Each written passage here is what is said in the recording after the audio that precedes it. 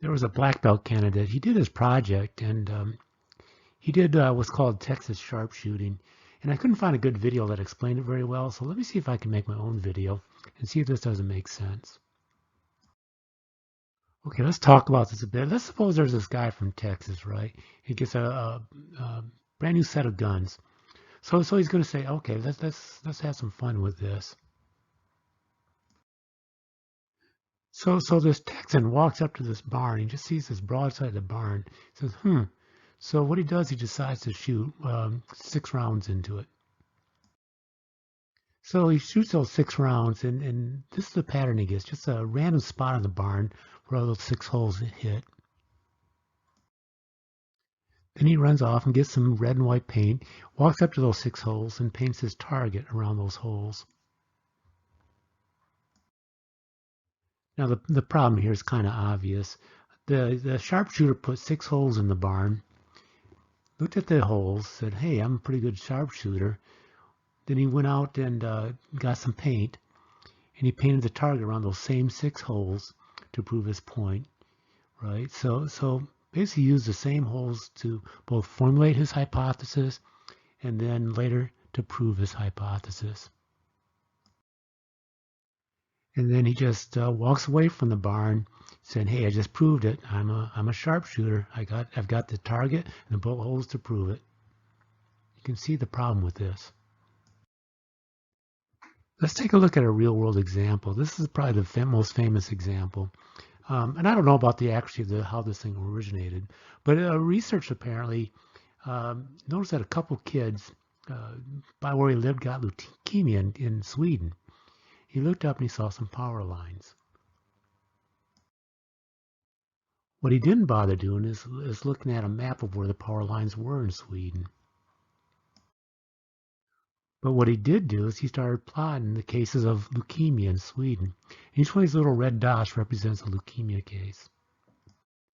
So what he did then is he started plotting all these cases. He put a little dot wherever those leukemia cases were. So he's got quite a database, and this is called a location map, a measles map. He knew exactly where the leukemia was happening.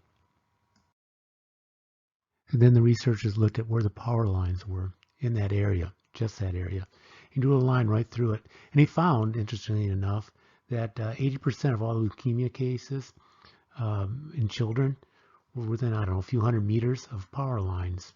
There, he just proved his point. The problem is when the other researchers came off and they looked at power lines in leukemia cases, they didn't see the same results.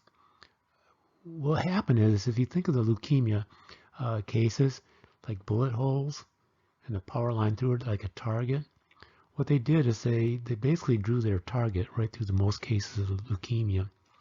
Turns out that most of the population in Sweden lives right along that coast, so of course you'll see more leukemia.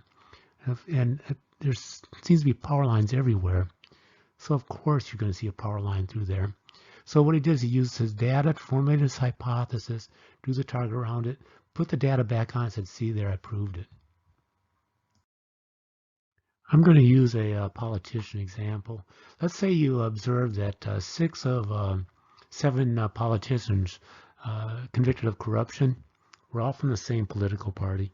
So you formulate a hypothesis, okay, that one political party is more corrupt than the others. So you go back to the 6 out of the 7, and you analyze that 6 out of 7 and say, see, there, it proves it. You can't use the same data to construct and test your hypothesis. The true test has to come from a new set of data. Is one political party more corrupt than the other? And think about how you can apply this to anything in a factory, hospitals. Just think about it.